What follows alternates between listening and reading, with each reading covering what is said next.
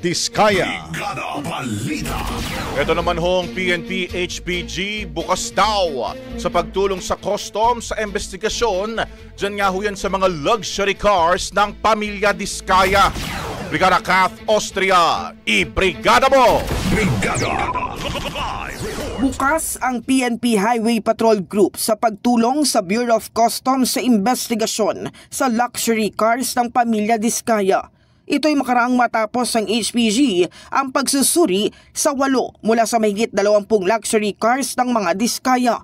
Ayon kay HPG spokesperson Lieutenant Naday Malang, nasa BOC ng pasya kung isa sa publiko ang kanilang findings at kung ano ang susunod na hakbang. Wala pa ring formal na kahilingan ang ahensya upang suriin ang iba pang sasakyan ng pamilya Diskaya at ang iba pang kontratista na sangkot umano sa flood control projects. Ipinaliwanag din ni Malang na mandato ng HPG na magsagawa ng verification sa lahat ng imported vehicles bago ito mairehistro sa Land Transportation Office.